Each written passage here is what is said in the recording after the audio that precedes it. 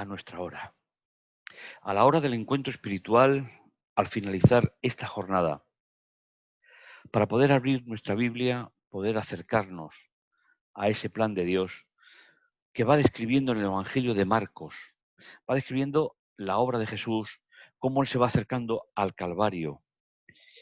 Y hoy tenemos uno de esos temas que personalmente me gustan, me gusta mucho, porque tiene una serie de datos importantes para conocer la época, las circunstancias. Por eso le doy muchas gracias a Dios por estos encuentros espirituales y en la lectura que hacemos cada día de la palabra de Dios.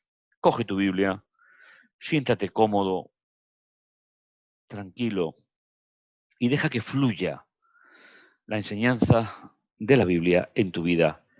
Pues para terminar esta jornada con tranquilidad, con serenidad, orando a nuestro Dios juntos y caminando hasta que Jesús vuelva juntos los unos con los otros.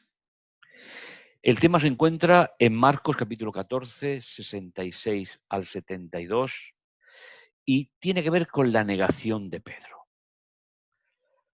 Podemos recordar que en algún capítulo anterior Jesús le advirtió a Pedro, después de querer darse esa importancia a la cual nos tiene acostumbrados, Jesús le advirtió que antes de que el gallo cantara, negaría 3 veces a su maestro.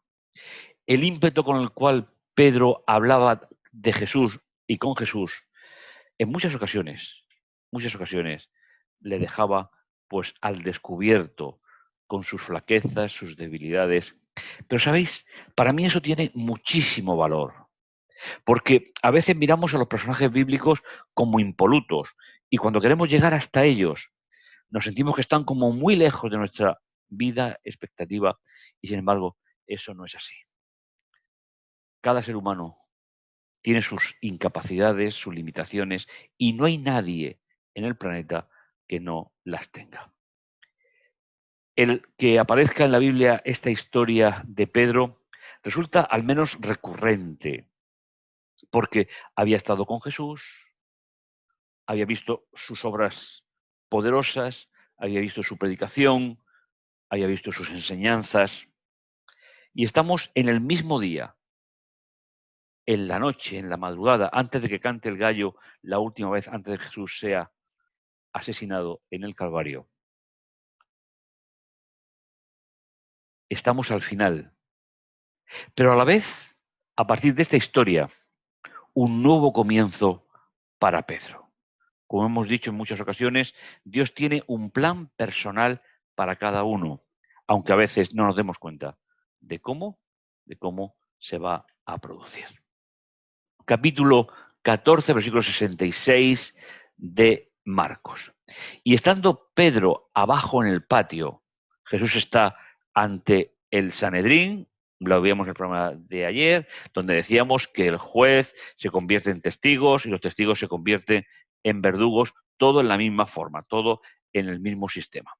Estando Pedro abajo en el patio, apareció una de las criadas del sumo sacerdote que estaba dentro de la sala. Y viendo a Pedro calentándose, después de mirarlo fijamente, dice, tú también estabas con ese Jesús el Nazareno. ¿Sabéis? Hay varias formas de leer ese texto. No es probable, no digo que no lo sea, pero no es probable que una criada estuviese fuera de la casa cuando Jesús fue arrestado y llevado ante el Sanedrín. Debe de haber algún dato que puede ser hasta más coherente, que permita la declaración de esta sirvienta de bajo rango en la casa del sumo sacerdote. Porque dice que lo miró fijamente y afirma que él era uno de los nazarenos que estaban con Jesús. Pero él negó diciendo, ni sé ni entiendo qué es lo que dices. Nos acercamos a la salida del sol y al canto del gallo. Y Pedro ya ha traicionado una vez a Jesús, no dando testimonio real de lo que él había vivido con Jesús. Y salió fuera. Se quiso quitar de la situación. La parte central es el versículo 69 que dice, y la criada al verlo comenzó de nuevo a decir a los presentes, este es uno de ellos. Pero él negaba otra vez. Y poco después los presentes decían otra vez a Pedro, en verdad eres de ellos, pues también tú eres Galileo. Y aquí creo que es donde está la clave para entender esta pequeña porción del Evangelio. Sabéis, como en todos los pueblos y en todas las épocas, hay diferencias a la hora de hablar entre unas regiones y otras. Pedro era norteño, de la zona del lago de Galilea, de donde Jesús había nacido, y estaban en Jerusalén, estaban en el sur, donde había, como en cualquier otro país, diferencias lingüísticas. Esa mujer, al escuchar a Pedro hablar en la forma que él hablaba normalmente, se dio cuenta que tenía el acento de los norteños, de los que venían de la zona del lago. Pedro, sin darse cuenta, pues se comunicaba con las personas y dejaba su impronta a través del idioma que se hablaba en su zona. Y fue identificado por el personal auxiliar de la casa del sumo sacerdote. Y él comenzó a maldecir, a jurar, no conozco al hombre que decís. ¿Sabéis? Es muy fácil juzgar. Es muy fácil juzgar en la distancia. Pero lo cierto es que Pedro sabía muy bien qué estaba pasando dentro de la sala y sabía muy bien cuál era el final. Jesús se lo había anunciado en 3 ocasiones anteriormente recogidas en el Evangelio de Marcos. Y sintió una debilidad. Sabéis, a mí la Biblia me ha enseñado que las debilidades del ser humano, las tuyas, las mías, no son para ser acusadas, sino son para ser ayudadas. En ese momento Pedro se quedó solo, se aisló e hizo lo que probablemente nunca había pensado que haría. No conozco al hombre que decís. Es decir, no tengo ninguna relación con él. Es obvio que no es una verdad. Pero también es obvio que Pedro tenía miedo. ¿Que debía de haber sido de otra manera? Yo creo que estamos todos de acuerdo. Pero lo cierto es que Jesús le había advertido, Pedro, no deposites tu confianza solamente en ti. ¿Sabéis? En las pruebas. Esas pruebas que se generan, según dice Santiago en su libro, en el interior del ser humano, no son exteriores. Hay que tener un autocontrol para que la situación no nos desborde, como le pasó a Pedro. Entendible, sí. Pero tal vez hubiese sido un buen momento para dar testimonio que él conocía al de Galilea y que había estado con él y que era uno de sus discípulos. Pero él dijo, no conozco al hombre que decís. La historia está a punto de terminar. Nos queda solamente un versículo de la sección del programa de hoy. Dice el texto, y enseguida cantó el gallo por segunda vez. Y en ese momento Pedro recordó las palabras como le había dicho Jesús. Antes que el gallo cante 2 veces, tú me negarás 3 veces.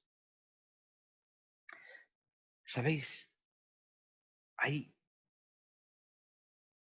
hay una historia muy importante detrás de estas palabras.